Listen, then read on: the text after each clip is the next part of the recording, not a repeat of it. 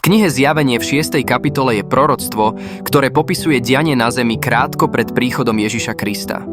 Znamenia posledných dní, ktoré predpovedal Ježiš Kristus v Matúšovi kapitola 24, v Marekovi kapitola 13 a Lukášovi kapitola 21, apoštol Ján popisuje v podobe 4 apokalyptických jazdcoch. Videl som. Baránok otvoril jednu zo 7 pečatí a počul som jednu zo 4 bytostí volať akoby hromovým hlasom. Poď! I pozrel som, a hľa biely kôň, a ten, čo sedel na ňom, mal luk, dostal veniec a vyšiel ako víťaz a aby zvíťazil.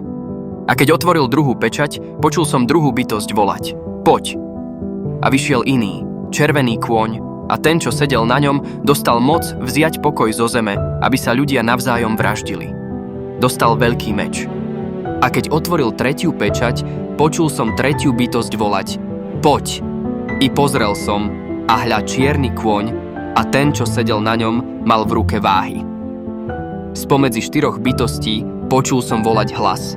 Miera pšenice za denár a 3 miery jačmeňa za denár, oleju však a vínu neškoď. A keď otvoril 4. pečať, počul som hlas 4. bytosti volať. Poď!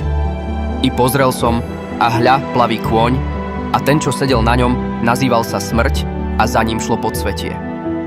A dostali moc nad štvrtinou zeme, aby zabíjali mečom, hladom, morom a divou zemskou zverou.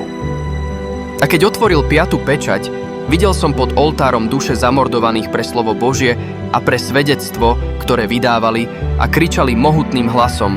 Vládca svätý a pravý, dokedy nebudeš súdiť a nepomstíš našu krv na obyvateľoch zeme?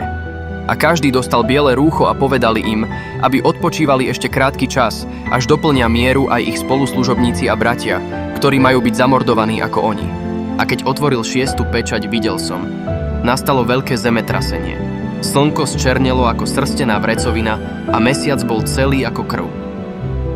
Hviezdy nebie spadli na zem, ako keď figovník, zmietaný veľkým vetrom, striasa zo seba figy.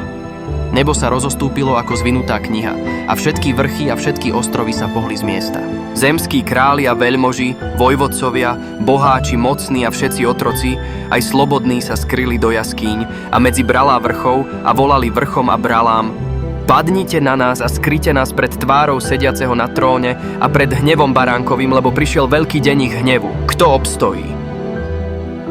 Tu vidíme, že znamenia posledných dní sa naplňajú pred našimi očami. Všimnite si, že otvorenie 5. pečate vyobrazuje prenasledovanie Kristových nasledovníkov za to, že hlásali Ježišovo evanjelium. Po tejto dobe prichádza 6. pečať a ľudia zažívajú zjavenie Boha a baránka, čo je príchod posledného súdu. Pokiaľ cítiš, že veríš v Ježiša Krista, nájdi si čas a prečítaj si v Biblii, čo učil Ježiš v evanjeliách, aby si sa mohol pripraviť na jeho druhý príchod.